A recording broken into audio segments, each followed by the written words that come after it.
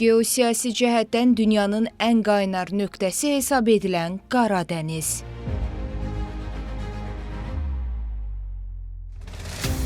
Tarixən super güclərin rəqabət meydanına çevrilmiş olan bu daxili dəniz Şərqi Avropa müharibəsi fonunda yenidən aktuallığı ilə diqqət çəkir. Sonuncu dəfə Amerika Birləşmiş Ştatları və Rusiya nümayəndə heyətlərinin Səudiyyə Ərəbistanının paytaxtı Ər-Riyadda keçirdikləri görüşün əsas nəticəsi də məhz Qara Dənizlə bağlı oldu. Dənizdə təhlükəsizliyin əldə olunması və ticarət gəmilərinin asan, eləcə də maneəsiz hərəkətinə nail olmaq məqsədi ilə Vaşinqton müharibə tərəflərini razı salmağa çalışır. Ağ Evin son bəyanatında qeyd olunduğu kimi Birləşmiş Ştatlar və Rusiya gəmiçiliyin təhlükəsizliyini təmin etmək, güc tətbiqindən çəkinmək və Qara Dənizdə ticarət gəmilərindən hərbi məqsədlər üçün istifadənin qarşısını almaq barədə razılığa gəliblər. Birləşmiş Ştatların vitse-prezidenti James David Vance razılaşmanın hazır olduğunu açıqlayıb.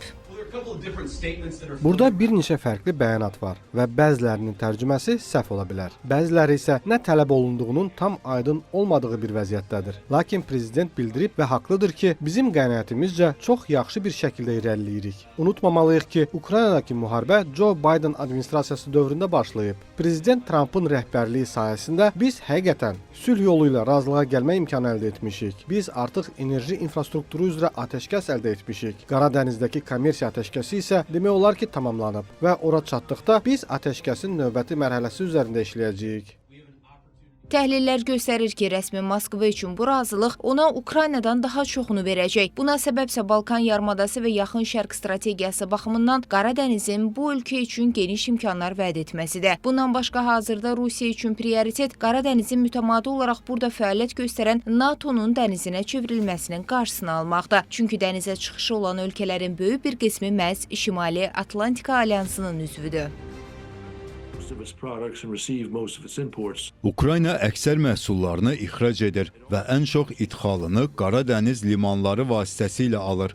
Əvvəllər Azov dənizindəki limanlardan da əhəmiyyətli sayda idxal alır və ixrac edirdi. Ancaq müharibə Ukraynanı bu imkandan məhrum etdi. Rusiya Qara Dənizi mühüm neft ixracı üçün istifadə edir. Qara Dəniz razılaşması istiqamətindəki danışıqlar başa çatsa, bu Rusiya iqtisadiyyatına müsbət təkanlar verəcək. Bu həmçinin Rusiya qurudan müharibəni davam etdirməsi üçün daha yaxşı imkanlar vəd edir. Düşünürəm ki, Qara Dənizdəki sabitlik Donald Trump'ın ümumi atəşkəs və itkilərin qarşısını almaq ideyasına ziddir. Çünki razılaşma dolayısıyla iqtisadi potensialının artması ilə Rusiyanın cəbhədə daha da genişlənməsi demək olacaq.